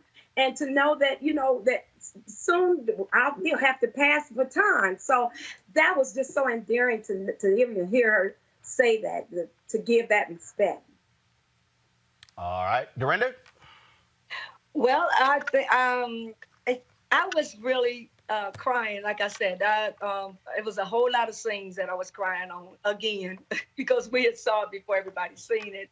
But this particular time, of course, the part when Kiera, of course, at the funeral, everybody talks about that part at the funeral. And when I saw Kiera go off on my sister Denise, I was like, Kiera, that's exactly how your mama would do it. It was just, and these girls, if I could say, these girls really played us. You would have thought that they walked with us during all of these scenes. I mean, they watched them YouTube clips and got us down pat. It was just amazing to see that. Yes. Now y'all have met tons of people and you come across some people, but is there anybody in particular that y'all have heard from since the movie where y'all went, did they just call us? Right. Oh, so many people. Yeah. Oh, it was so many people. I'm thinking of Jamie Foxx. What's my girl's name? Lord have mercy. That played on Empire. Taraji P. Henson? Oh my goodness. That right there, I mean, with her bad acting self, I mean, that just shocked me, to even see the response that we got from her. And I mean, just people of their caliber, that was a shocker. It was a shocker. Dorinda? Yeah. Oh yeah, it was so many people. Of course, Snoop and it was a lot of people. I can't even remember, but like you said, that is exactly what did they just call us? Did you know so and so? Did you know what? Did you know? That's the way we were the whole time. During the movie, or even right after the movie. So it was amazing. It really was. Well, look, certainly congratulations. We've crossed paths many a times at events, on red carpets. And so all the love of y'all getting is certainly appreciated and warranted. And so we're looking forward to the new music. Thank you so much, Roland. I Roland. appreciate Really appreciate it. Yes, thank you. All right, thanks a bunch. We appreciate it. All right, folks. Got to go to break. We come back. We'll talk about the NFL, how they making some modifications to their Rooney Rule because it don't look good for black coaches and black and brown coaches in the NFL. We'll explain that to Roland Martin Unfiltered. You want to support Roland Martin Unfiltered? Be sure to join our Bring the Funk fan club. Every dollar that you give to us supports our daily digital show. There's only one daily digital show out here that keeps it black and keep it real as Roland Martin Unfiltered. Support the Roland Martin Unfiltered daily digital show by going to RolandMartinUnfiltered.com. Our goal is to get 20,000 of our fans contributing $50 each for the whole year. You can make this possible. RolandMartinUnfiltered.com. You want to check out Roland Martin Unfiltered? YouTube.com/Roland S. Martin. And subscribe to our YouTube channel. There's only one daily digital show out here that keeps it black and keep it real. It's Roland Martin Unfiltered. See that name right there? Roland Martin Unfiltered. Like, share, and subscribe to our YouTube channel. That's YouTube.com/Roland S. Martin. And don't forget to turn on your notifications so when we go live, you'll know it. Most NFL clubs today have adopted new procedures in diversity, equity, and inclusion. In approving a resolution and other rules changes, league officials will implement wide-sweeping workplace reforms to increase employment opportunities and advancement for minorities and women across the league. In a statement, Pittsburgh Steelers owner and chairman of the Workplace Diversity Committee, Art Rooney, said, quote, "We believe these new policies demonstrate the NFL owners' commitment to diversity, equity, and inclusion in the NFL. The development of young coaches and young executives is a key to our future. These steps will assure coaching and football personnel are afforded a fair and equitable opportunity to advance throughout our football operations.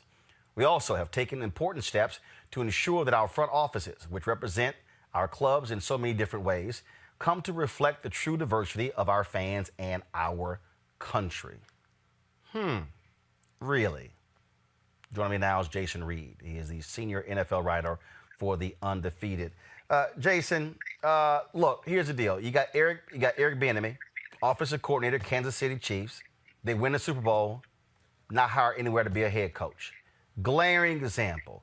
Ron Rivera, Latino, gets hired in Washington, but he was already the coach in California, didn't have any increase. The reality is, when people talk about the league and the owners, let's cut the crap. The league is the owners. They control everything. And so if you want to say where does the buck stop, the fundamental issue why you have not seen the kind of advancement, not only when it comes to black coaches, but also black executives and folks in other offices, is because the owners have not made it happen. Yeah, absolutely, Roland. And the reality of it is, for all of the changes and all the things that they are implementing with this new plan, the one thing that they need most is not an enforcement mechanism to say, hey, if you're not hiring these qualified people of color, then we're going to have to do some things about it. And there's no enforcement mechanism because these owners are not going to punish themselves. So you can implement all kind of changes. You can do different things and hope that it changes the culture. But at the end of the day, the Rooney Rule has been in place since 2003. That was supposed to change the culture. Did it help somewhat? Yes. But we're at a point right now where they have to make these sweeping changes because we're just not at a place where the NFL recognizes it needs to be. One of the things that was being talked about was this idea of moving people up in the draft if they actually hired minority coaches. That got tabled. It didn't go anywhere. Well, it got tabled because the reaction, the blowback was just fierce. African-American coaches did not want to be put in a position where they would be looked at that they were just getting these jobs because of essentially an affirmative action program.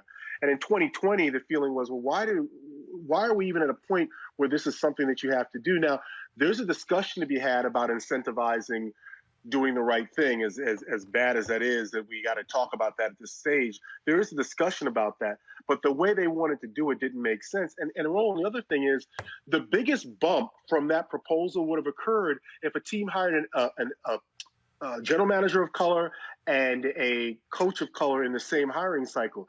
In the 100-year history of the NFL, that has happened one time. So It just didn't make sense. Wow. Also, one of the things is that, which was a big impediment, they approved the resolution that stopped teams from blocking assistant coaches from interviewing for coordinator positions, as well as folks interviewing for assistant general manager positions.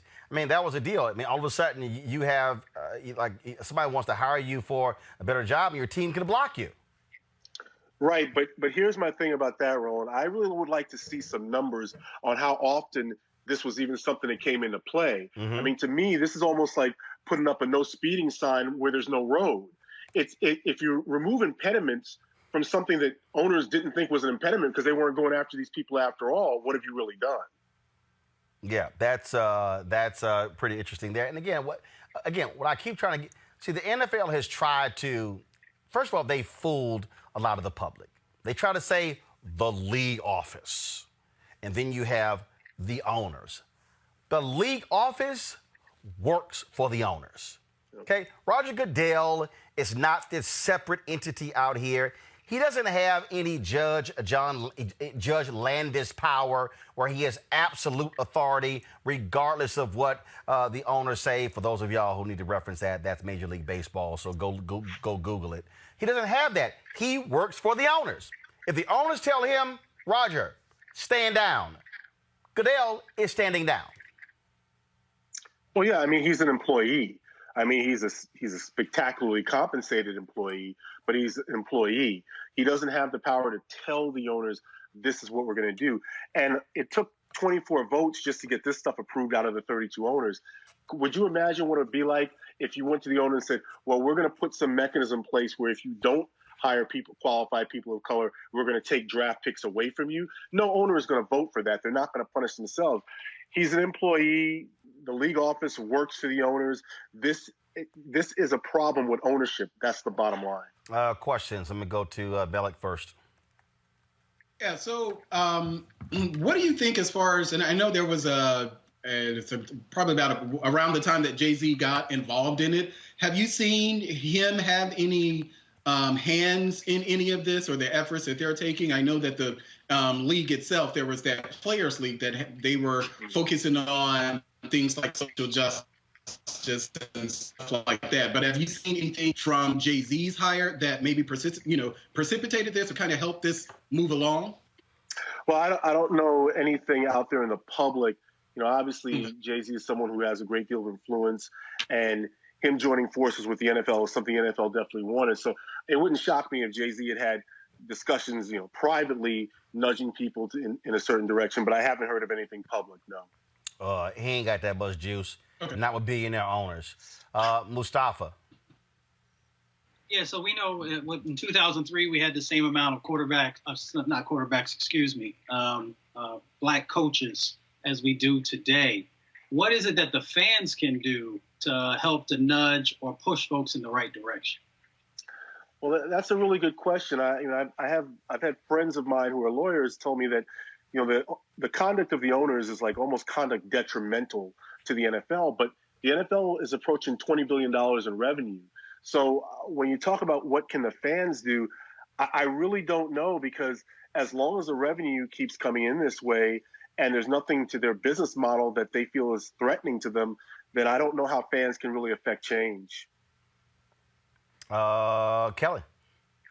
So I understand both through this interview and through what I've read that there have been policies in place to increase diversity. Obviously, you just mentioned that hasn't really happened. So with these new policies, what exactly needs to be in this new policy for diversity to actually come to fruition? And is that language, to your knowledge, anywhere in this new policy? Well, I think if you want to take an optimistic view of things, you could say that the fact that the league is going to allow more potentially mobility for the assistant coaches, that the impediments in terms of contract language that kept them from interviewing for higher jobs, that's going to be removed now. So if you want to look at it and be optimistic, you could say that, well, maybe there will be more diversity because owners and executives from these teams will reach out to more qualified, diverse candidates. But I don't know if it's going to happen. I mean, I think that we really need to see some significant change to say that these policies that they're implementing now are really going to make any type of a difference. Look, the NFL knows they have egg on their face. They know it looks horrible. But let's just be real clear. The only way any of this changes is when the people who actually are making them that $20 billion, the players, actually rise up and say enough is enough. Yeah, and Roland, I hear what you're saying, and I think that's valid. I don't see that happening.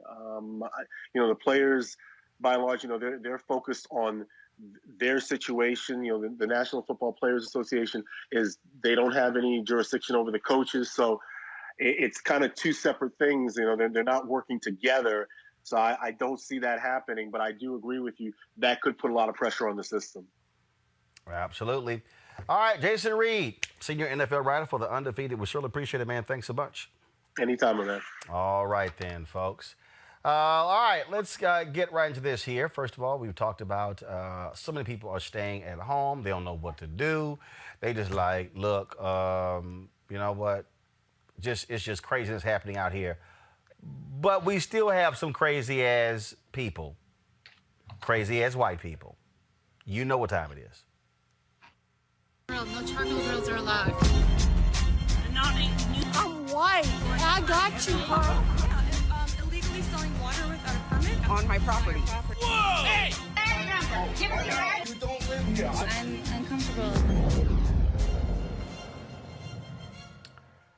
All right, so brother, police officer, minding his own business, trying to go into where he lives. and he had to deal with a crazy-ass white woman. Watch this. You're gonna send me a citation? I would love to see that. I'm such a porn. And I have rear cameras on the way as well. I beeped at you, yeah, because you shouldn't be trying to break into buildings. Break into buildings? I just showed you that I live here. Okay, but before that, I didn't know that, did I? Is it your business, once again? I live here, so it's safety of me and my building. Well, it you see, is. I have my key right here. Okay. And you're being recorded, too. Good. Okay? Like That's I said, good. it'll be on your citation. I'm not getting a citation. Oh, you are. You are. No, I'm not. I'll fight it tooth and nail. Fight it. You're still getting one. Well, I'm not going to pay I'll it. see you in court, though. I'll see you in court, Or when you neighbor. get your warrant for failure to pay, idiot. Kelly, I'm concerned about my safety, and I'm accosting a cop. I would think if you're concerned with your safety, you're happy a cop lives in your building. I don't. If there's one thing that white people have, it's the caucasity. And they want to be victims so bad for reasons unbeknownst to me, because there is no benefit to be a victim. There is no benefit being subjected to violence, subjected to discrimination, subjected to the notion of being less than your counterpart. So the fact that they want to be in that dynamic so badly that one, such as this woman, is willing to harass a cop, the one entity, the one job that has always had a white woman's back. Let's be real. So to accost one so that you can be even more of a victim than cops already see you. Like my mind is blown. There are no words. Damn, Melly, we now accosting cops? Oh, come on.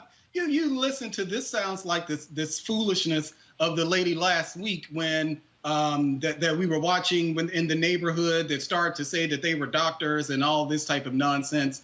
The woman said that she thought that someone dressed in a uniform was doing something, I'm assuming, illegal. It's BS. Whatever her prejudices were pretty much played out in that video, because it's hard to argue that you are afraid of anything or that you fear, and especially it sounds like she was a white woman, and white women generally. She Karen, Becky, Margaret. Oh yeah. Well, they typically aren't the target of any type of police force. So the notion that she's somehow afraid, but I imagine that this definitely had to do more so with the race of the officer than her fearing anything, because I doubt that she would have approached a white officer assuming that that white officer was somehow doing anything illegal. I mean, it's actually even counterintuitive. So yeah, I mean, whatever, silly lady. But this whole idea, Mustafa, that black people, we got. I'm telling you, this is going back to South Africa and the past books, and this is going back to slave patrols. Well, you got to show me your papers. You got to prove. I get to ask you. That's what my man said. Oh no, I got cameras all in my car. Your ass gonna get a citation. But what papers does a cop need? Does anyone need? Mustafa, it was crazy. It was crazy watching the video, Mustafa. It was crazy. It is crazy. And you know, it's not that far away, just a few generations away, where black officers did not have the ability to police in white communities, to arrest white citizens, even if they were doing something that was illegal. We also have to remember that privilege is intoxicating. And evidently that intoxication makes some people's brain begin to melt and make them think that they can say and do anything. Doesn't matter if you are a policeman or a fireman or an EMT or whatever the situation might be, you're seen as less than human. The thing here is, I'm telling y'all right now, let me just go and say it. Anybody white out there, if your ass even attempt to question me about do I belong somewhere, I ain't even gonna give you the time of day. I ain't showing you a damn thing. I ain't pulling nothing out, because I ain't got to prove to nobody where in the hell I live. I'm gonna cuss you out. I mean, these people are absolutely stuck on stupid. They are truly stuck on stupid. All right, mail it. Kelly up. Mustafa, I appreciate it. Thanks a lot. Bye, guys. All right, folks. Every Monday, got our segment Fit, Live, Win. Of course, we went long yesterday, so I'll push it to today. And of course, what about the holistic practice? Well, guess what? We have a certified nutritionist and holistic practitioner who can help folks out. And he recently helped 127 people between the ages of 26 to 77 lose 2,325 pounds during his 40-day holistic process entitled 40 Days with Dr. Joe. Now, here's another Facebook Live session coming up. In the meantime, he's with us. All right, Doc. So what is this 40-day holistic process? What is this? Thank you for having me first. What it is a 40-day process of taking people, educating them about nutrition, placing them in small groups, giving them the support that they need, accountability. I'm teaching live classes. We're creating a culture around them to help them break some of those habits and usher them into their best possible selves. And it's been very, very successful, and I'm glad to service the people that way. And so when you talk about that, so what does it entail? Because typically when you have these things, people focus on diet, diet, diet. So it sounds like you're not focused on just on what you eat. Correct. It's not just what you eat, but spiritual and emotional things as well. You know, not understanding spiritual and emotional impetus of things many times can lead to unhealthy physical habits, i.e. emotional eating, addiction, so on and so forth. So by combining those three different things in those models that I have just shared with you, helps create and place people in environments where they feel safe, they're receiving education, everything that they need to get the results that they want quickly. So you think people make the mistake by only focusing on, okay, I got to lose these 8 pounds, I got to lose these 10 pounds? Or you're saying that there are other things that contribute to why somebody has gained weight or why they've lost a lot of weight? Absolutely. Eating is a discipline. So anything that you do with ongoingness religiously, it is a discipline. And eating should be one of those things. What you put in your temple, you become that from a molecular, cellular level. So by understanding that what I'm eating habitually is a spiritual discipline, it allows you to look at your diet from different lenses and therefore making adjustments to manifest what you're trying to manifest physically. Absolutely. So where does one start? So you're talking about this process. Where should somebody start? If a person, two answers to that question. Number one, if a person wants to start and they don't desire to come through 40 Days with Dr. Joe, the two things that they need is to select the type of journey that you want to take. Veganism, vegetarianism, keto, it doesn't matter. But the key is being consistent in that new nutritional profile. The second place that a person can start is by not being sedentary, exercising daily, not sometimes, but just like you breathe every day, we need to move every day. If a person does those two things and you stick with it, you will be the recipient of results. And when you say exercise every day, that does not necessarily mean lifting weights, does not mean you're running on the treadmill. And so how much activity are you talking about we should be doing every day? We should be, at minimum, walking. Walking is a great exercise. If you walk 10,000 steps a day, 10,000 steps a day is not even 2 miles. You can walk 30 minutes away from your condo, your house, your apartment, walk 30 minutes back. It's a great time. You can return emails. You can be thinking about the next move that you're trying to make. And it's low impact on the body, which means that it's not going to create inflammation that mitigates your ability to recover the next day. But we were made to move daily, every something. We need to do something. So, and that's interesting because you have some of these people out here who are fitness, who are trainers, they poo-poo walking. Yet I've seen other stories where there are people who said, no, I modified my meals and I walked every day and I lost 30, 40, 50 pounds. Absolutely. Walking is one of the best fat burners, one of the best fat burners that we can do. The body isn't demanding carbohydrates anaerobic when you're, high intensity running, but it's aerobic. You can still have a conversation, and you're not. It's not increasing your appetite, which can happen when you exercise a lot. So it's something that you can do every single day. Walking is great, and that's the reason why you see bodybuilders walking slow-paced things, because it's more efficient at burning fat as other types of cardiovascular-based exercises. Walking's great. And is it a fast pace? Is it so? How should you be walking? You want to walk to where you are comfortable. You want it to be brisk, but you don't want to get to the point to where you feel like you're jogging. And what will happen is, as you lose weight, your pace will increase over time. And what I recommend, instead of just walking 30 minutes from your house, 30 minutes back, you can increase the distance slowly over time. So you can increase it 10% every 2 to 3 weeks. And what'll happen is, the more weight you lose, the more challenging it'll be. It'll be more endurance than just increasing your heart rate. That's interesting, because when I talk to some people, they're always about, no, you got a high impact, you got to have your heart rate, at a high level, and you got to sustain that over a period of time.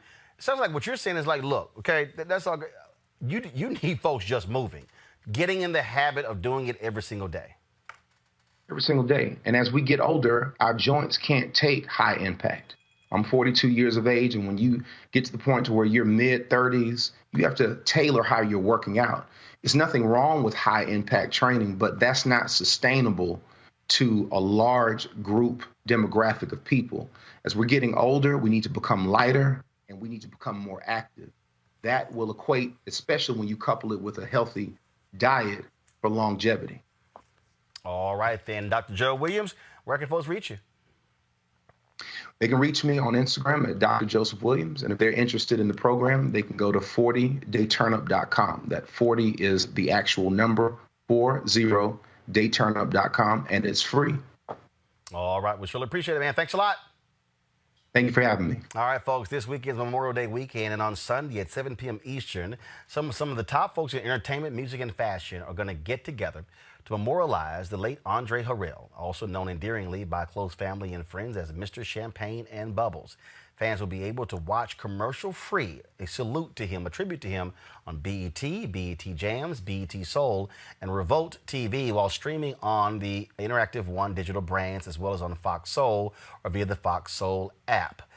Folks, this was a tribute that was posted to, first of all, Babyface posted actually a video where he did a song paying tribute to Andre Harrell. He did this when he announced he was postponing his Mother's Day celebration because of the death of Andre Harrell. That celebration is actually going to air. He's actually going to do that live stream this Sunday instead. But the video that Babyface did of Andre Harrell, he actually wrote a song and dedicated it to him. Diddy actually took that song and put it to pictures, and check this out. I remember how you smiled. I remember how you laughed. How you always told your truth. I'm not playing with the blackness. And you never held things back. I'm playing black excellence. How you fought for excellence. To be black as we can be. Andre, you knew who you were. And I swear, if nothing else, you taught me to be me. And God will remember how you always gave your heart. So until we meet again, may you stay the way you are. Say to your friend. Progressive culture, you're the face of life, that's excellent. And most of all, Puff, I gotta say, I'm proud of you. I'm proud of you. I love you. Keep rocking. Do you like this soup? I'll see you in the stars. I love you, man. And I'll miss you. And again, that tribute is going to air across those networks this Sunday at 7 p.m. Eastern. All right, folks. Also, on June 6th, announcement was made today that on YouTube, Beyonce, Jennifer Lopez, Taylor Swift will be among those joining the Dear Class of 2020, the virtual commencement ceremony for this year's quarantine graduates. More than 24 artists, celebrities, and influencers will participate in the live stream set to kick off at Saturday, June 6th at 3 p.m. Eastern. They'll be joined by President Barack Obama and First Lady Michelle Obama, who are delivering commencement addresses, along with BTS, Lady Gaga, and more. All right, folks, we're going to end the show with those of you who have given $50 to our Bring the Funk fan club. Let's get started. A lot of names here, folks. Al Williams, Alvin, Alice R. Nelson Ruley, Alicia J. Lockhart, Andre Fitzpatrick, Angel Johnson, Anissa Johnson, y'all should be playing music, Anthony Perkins, Anthony Privet, Brandon Carpenter, Brandon Pete, Calvin Ray Stiggers, Carla Anderson, Cleveland Morrison, Constantine J. Jack III, C.R. Stroy, Curtis Barron, Curtis Walker, Daniel LaRoche, Denomi Brown, David Alexander, Dolores Rock, Drabus, Elmer Chisholm, Eric Cockrell, Ernestine Christian, Eugenia Moss Red, Unita Bethea, Felix Olabatuyi, Fran Owens, Gary Godwin, Gene Allen, Jeffrey Carter, Gloria Wallace, Gregory Walker, Henry Hall, Herman Houston, Honey Ohana Tene, Jamil Davis, Janice Burney, Janice Taylor, Jason Vest, Johan, John Matthews, Joy Griffin, Joshua Sam, Just Jokes USA. We have Karen Russ, Catrice Williams, Kevin Woods, Khalifa Naylor, Kimberly Edwards, Quilnice Pugh, Letitia Sims, Betty Kirkendall, Landis Rice, Lenora Williams, Rico, Longevity Entertainment, Lanisha Whitlow, Martha Mashin, Maxine Gray, Melanine Young, Michelle Arrington, Michelle Reyes, Midtown Fire Extinguisher, Mim, Monica Alexander, Nicholas Elobre, Robert Jones, Ronald Suggs, Ronnie Byers, Sexy Swag, Shondice Jefferson, Sharonda Cohn, Shelly Williams, Sherry Terry Ayers, Sharonda Butler, Spence Clark, Stephanie DeVoe, Sunita Hutnall, Tanisha, Terry McClellan, Teresa Ocon, Talisha Burnett, Timothy Wright, Tanya, Tracy Mayo, Tundra King, Yu Allen, Vaughn Morris, Vincent Phillips, Yolanda Kabarami. I want to thank all of you for giving $50 or more to our Bring the Funk fan club. We certainly appreciate it. Folks, if you want to give, join our Bring the Funk fan club. More than 6,000 people have joined us. Actually, I think with this list down, we probably 6,200. All you got to do is give to us via Cash App, $RM Unfiltered. PayPal is paypal.me, R Martin Unfiltered. Guys, don't forget we need to add Venmo to that. That's @RM Unfiltered. You also want to send a donation to join our Bring the Funk fan club. New Vision Media, NU. Vision Media Inc., 1625 K Street, Northwest, Suite 400, Washington, D.C., 20006. So we certainly appreciate it. Thank you so very much. Folks, for all of you who make it possible for us to do this show, to bring you the kind of content you're not getting anywhere else. Nobody else on the digital platform is doing 5 days a week this kind of show. It ain't happening. That's why we do what we do. Also, you see me wearing the shirt here. I don't know. First of all, I was given this shirt. I'm going to show you all of it. I was given this shirt. This is the 95th birthday of Malcolm X today. I don't have a Malcolm X shirt. I used to, but I got to get me a new one. Zoom in. So I want you to zoom in, then I want you to pan down. And so I was given this shirt, and as you see, it says Black History. They took all the letters of these names. So Dubois, Malcolm, Maya Angelou, Madam C.J. Walker, Dr. King, Harriet Tubman. You have Frederick Douglass, Ida B. Wells, Nat Turner, President Barack Obama, Rosa Parks, Marcus Garvey. And so I was in D.C. I was actually at the African American Museum, and some brothers were selling this on the street. So if y'all watching the show, let me know, because people keep asking me where to get this shirt. Now you can zoom out. People keep asking me where to get this shirt, and I can't tell you, but I do love it. And so I wanted to go ahead and wear it today, since today, of course, the 95th birthday of Malcolm X. And also, folks, they have a project called tied to Malcolm X's birthdays. It's going to be airing on Audible. I've been doing some work with them, and so if you can check that out. If you go to my social media, you'll actually see we have the information on there as well. It's called What Malcolm X Means. And so they're also going to have something later this year where Lawrence Fishburne is playing Malcolm X. And so you can check it out right here and go take a look at it. It's called The Autobiography of Malcolm X, performed by Lawrence Fishburne. Show it on my iPad, please. And you can check it out on Audible. So it's going to be later this year.